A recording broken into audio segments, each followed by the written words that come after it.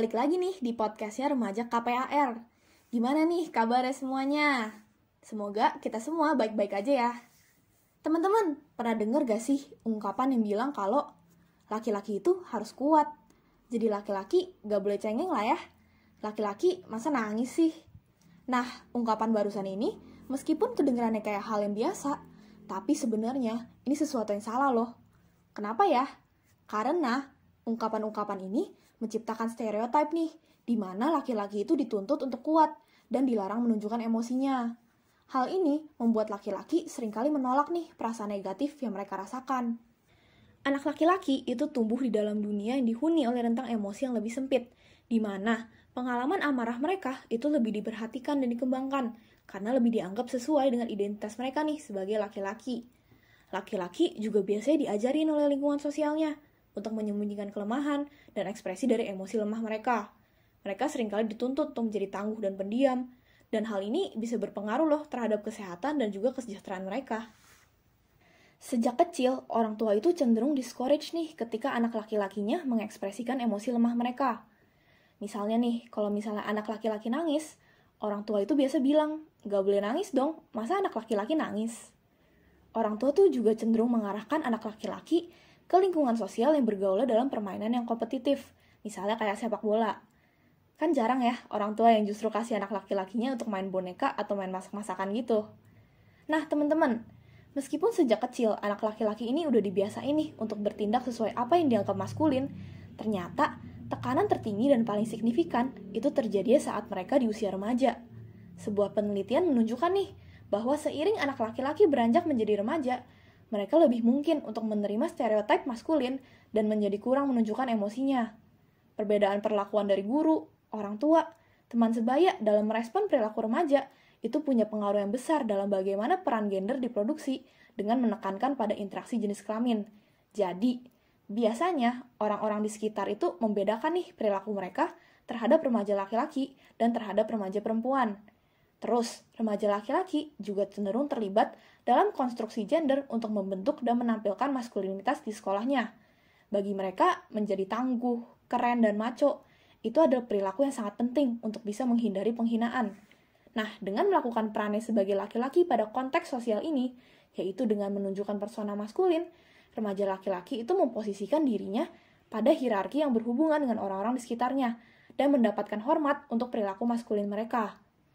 Jadi, mengekspresikan emosi-emosi seperti sedih, takut, dan kecewa itu memberikan ancaman nih bagi image remaja laki-laki, sehingga emosi-emosi ini cenderung ditekan gitu. Sementara, menunjukkan perilaku agresif itu dinilai dapat menaikkan status mereka. Nah, perilaku agresif ini mungkin bisa disebabkan karena kekurangan pengalaman mereka nih dalam meregulasi emosi. Karena emosi-emosi yang lemah itu kan ditekan terus ya. Oleh karena itu, emosi-emosi yang rentan ini seringkali dirasakan sebagai kemarahan dan diekspresikan nih secara agresif. Nah, meskipun dipaksa untuk menekan emosi-emosi lemah, sebenarnya emosi yang dialami laki-laki ini tuh gak hilang. Dan penolakan untuk mengakui emosi ini justru akan memberikan pengaruh yang buruk nih terhadap perkembangan dari anak laki-laki itu. Sebuah penelitian menunjukkan nih, bahwa sebagai anak kecil, anak laki-laki itu sebenarnya lebih ekspresif loh, secara emosional daripada perempuan. Tapi, hal ini tuh berubah seiring anak bertumbuh, karena laki-laki tuh diajarin untuk tidak menjadi ekspresif. Nah, konsekuensi dari tuntutan ini, itu memberikan pengaruh negatif terhadap well-being dari remaja laki-laki. Banyak banget nih dampak yang bisa terjadi dari perilaku ini, mulai dari tertekan secara emosional, anxiety, gangguan mental, bahkan sampai percobaan bunuh diri. Oke, selanjutnya udah ada juga nih narasumber perempuan yang mau berbagi pengalaman dan pandangannya mengenai stereotip laki-laki itu harus seperti apa sih sebenarnya. Langsung kita dengerin aja ya. Kalau misalnya menurut kamu ada nggak sih perbedaan dari karakter laki-laki sama perempuan gitu? Ya ada lah pastinya kan. Ya kalau menurut aku sendiri sih perbedaannya mungkin kalau laki-laki itu lebih kayak ke ingin melindungi gitu kan. Kalau perempuan ini notabene ingin dilindungi, apalagi kalau misalnya dalam keluarga nih kakaknya laki-laki atau adiknya perempuan atau sebaliknya mau kakaknya perempuan adiknya laki-laki, pasti yang laki-laki ini akan mau dia jadi kakak atau jadi adik dia pasti dominan akan melindungi gitu kalau menurut aku sih. Tadi kan disebut juga kalau laki-laki itu harus kuat. Nah, kalau kamu sendiri misalnya ngelihat laki-laki yang nangis di depan umum, pendapat kamu kayak gimana sih? Menurut aku sih kayak aneh aja kali yang ngeliat laki-laki nangis di depan umum, karena seharusnya kalau menurut aku pribadi laki-laki itu harusnya dia pintar menyembunyikan air matanya, apalagi depan umum gitu kan, kayak nggak lazim aja gitu. Kalau sekarang gini deh, ngeliat cewek nangis aja kayak "Ih, apaan sih depan umum" gitu kan. Kalau misalnya di ruangan misalnya lagi berdua sama teman-teman oke lah, kalau depan umum cewek aja kayak cewek yang nangis kayak "Ih, apaan sih", apalagi laki-laki gitu, kayak nggak banget lah, jadi ilfeel gitu. Wah, ternyata bener ya, kalau misalnya emang nih ada ekspektasi dan stereotip yang ditempatkan kepada laki-laki. Kalau misalnya laki-laki tuh harus kuat, harus bisa melindungi orang-orang di sekitarnya, terutama perempuan. Dan ternyata banyak ya yang kurang nyaman atau merasa aneh nih, kalau misalnya melihat laki-laki menangis di depan umum. Selanjutnya, ada juga nih narasumber yang merupakan seorang remaja laki-laki yang berbagi pengalamannya nih menghadapi berbagai tuntutan yang ditempatkan kepadanya sebagai seorang laki-laki. Dan gimana sih pendapatnya tentang stereotip bahwa laki-laki itu harus kuat dan tidak boleh menunjukkan emosinya? Pernah nggak sih lu Oke. kayak lu mengalami kayak lu dituntut untuk jadi kuat gitu sebagai seorang laki-laki? Oh, stereotip yang tadi ya. Iya, iya. Eh, Pernah sih sebenarnya. Tapi seingat gua, stereotyping yang tadi itu kayak misalnya yang kuat tadi itu nggak terlalu sering. Ya, yang gue ingat sih pas SMP sih. Jadi pas dulu SMP kan gue sebenarnya gue bukan pernah sih. Sebenarnya gue salah satu orang yang pernah kena bully juga. Jadi ya pas SMP tuh inget banget teman-teman gue tuh kayak berlomba-lomba gedein otot, gedein badan, terus suka show off gitu, show off badan ya sama show off ototnya. Sambil ngata-ngatain fisik gue sama teman-teman gue yang kurus dan lemah ya gitu. Jadi seolah-olah laki-laki itu harus kuat, laki-laki itu harus gimana ya? Ya tahan banting lah, kalau nggak kuat dan tahan banting ya siap-siap ditindas gitu. Sama makanya pas SMP gue juga sempet ikut-ikutan gedein badan sih, meskipun ya ujung-ujungnya kena bully juga ya, tapi setidaknya masih bisa nunjukin lah ke mereka kalau gue nggak selemah yang mereka pikirin gitu. Tapi sebenarnya stereotyping yang paling sering itu yang gue alami itu sebenarnya yang soal nangis tadi sih. Kayak misalnya karena pas kecil tuh gue tuh gampang banget bikin nangis ya, kayak bahasa kasarnya tuh cengeng lah. Misalnya dibully dikit nangis, dimarahin dikit nangis, terus kesel dikit bisa nangis juga gitu. Jadi sering banget dikata-katain gitu, kayak disindir juga lah. Kayak misalnya gini, laki-laki kok nangis, ya elah cengeng amat gitu. Dan itulah yang ngebuat gue sampai sekarang hampir nggak pernah nangis. Ya sebenarnya pernah sih sesekali nangis, tapi ya di situ perasaan bersalah itu muncul, seolah-olah nangis itu kayak dosa gitulah. Lu tuh tipe orang yang terbuka nggak sih dengan emosi negatif lu? Ya bisa dibilang nggak terlalu sih. Jadi kayak terlalu dibiarin gitu. Apalagi kalau ada kegiatan lain kan. Jadi awalnya ada masalah, terus habis itu ada kegiatan lain. Ya mau nggak mau ya harus gimana ya, harus kelihatan baik-baik aja gitu. Padahal sebenarnya lagi ada masalah. Ya tapi kalau lagi nggak ada kegiatan ya biasanya merenungin masalah yang sebelumnya sih. Sama biasanya juga gue tuh biasanya mencoba nggak nunjukin emosi negatif tuh ke orang lain, karena kalau udah nunjukin ya mau nggak mau harus jelasin nggak sih ke orang itu soal masalah apa sih yang sebenarnya gue punya, karena kan gue nunjukin emosi negatif itu ke orang pasti nggak enak juga dong buat orang itu. Jadi gue harus bisa ngejelasin ke mereka. Wah, ternyata narasumber ini sejak kecil udah mengalami ya, dibatasi ekspresi emosinya, diejek kalau misalnya menangis, karena dia tuh seorang laki-laki yang dituntut untuk harus selalu terlihat kuat. Dan pada akhirnya, ketika sedang mengalami emosi negatif, dia jadi lebih pilih untuk berdiam diri dan enggak mengekspresikan perasaannya ke orang lain. Aku yakin sih, pasti banyak banget remaja laki-laki di luar sana yang mengalami hal yang sama. Dari kedua wawancara tersebut bisa dilihat nih kalau ternyata stereotip mengenai laki-laki harus seperti apa itu memang benar ada dan masih banyak orang yang berpegang pada stereotip tersebut. Nah, walaupun kayak gitu, di zaman sekarang nih orang udah banyak yang mulai sadar kalau stereotip itu tuh merupakan hal yang salah. Orang tua juga udah mulai menerapkan pendidikan yang modern buat anak-anaknya nih, di mana kesehatan anak atau kesehatan mental anak itu lebih penting dan lebih diperhatikan. Nah, contohnya tuh ada salah satu narasumber kita yang merupakan seorang ibu.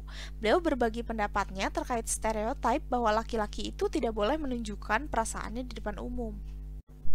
Langsung kita dengerin aja ya. Misalnya ngeluarin emosi negatif gitu, misalnya anak laki-lakinya nangis di depan umum gitu atau sedih di depan umum. Nah, tanggapan ibu gimana? Tergantung kasusnya ya. Tidak semua anak laki-laki harus memendam kesedihan ya. Kalau misalnya kasusnya memang dia harus lepas daripada nanti kejiwaannya lebih jelek, lebih berbekas, berefek, ya lebih baik dia lepas saja. Itu tidak jadi masalah sih.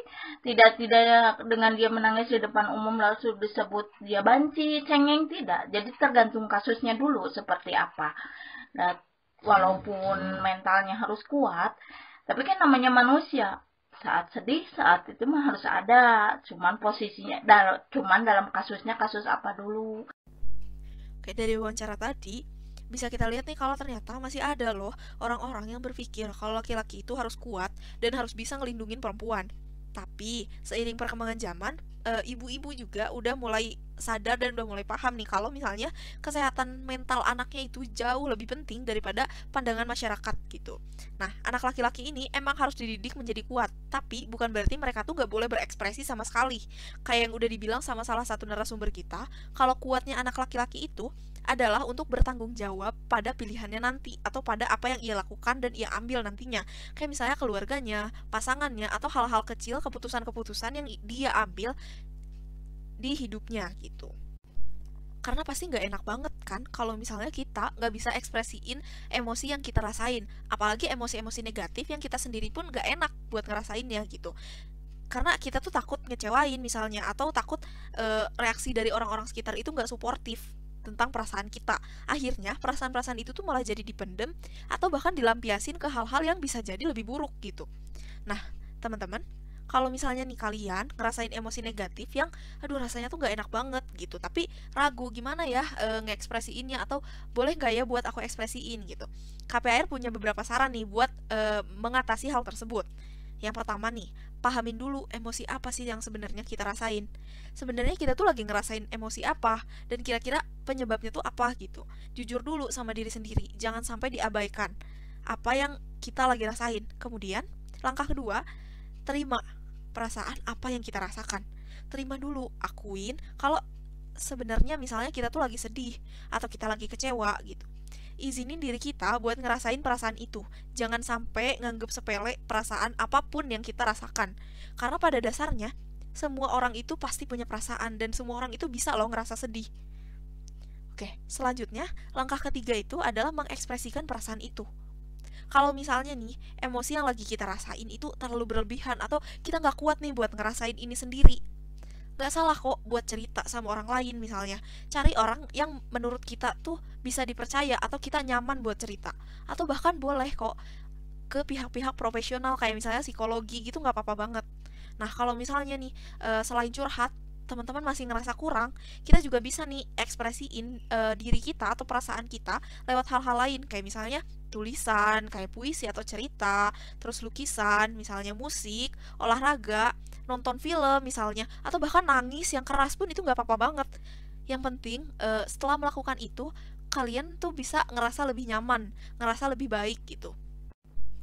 Oke teman-teman, jadi itu aja nih podcast KPAR buat minggu ini. Aku berharap banget kalau apa yang udah kita sampaikan tadi bisa menginspirasi teman-teman semua, dan bisa membuka pandangan baru juga nih kalau ternyata pandangan atau stereotip mengenai laki-laki yang nggak boleh nangis atau laki-laki yang nggak boleh punya perasaan negatif, sebenarnya itu tuh salah gitu.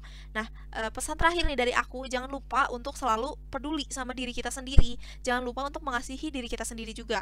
Walaupun nih kadang-kadang lingkungan sosial itu selalu nuntut kita buat terlihat perfect, atau buat laki-laki itu buat terlihat manly gitu. Nah, jangan sampai kita memaksakan diri, mau siapapun, baik laki-laki atau perempuan, tua atau muda, semuanya kita tetap harus peduli sama apa yang kita rasain gitu. Makasih banyak teman-teman yang udah dengerin sampai akhir. Sekali lagi, sampai ketemu di podcast KPAR di minggu depan.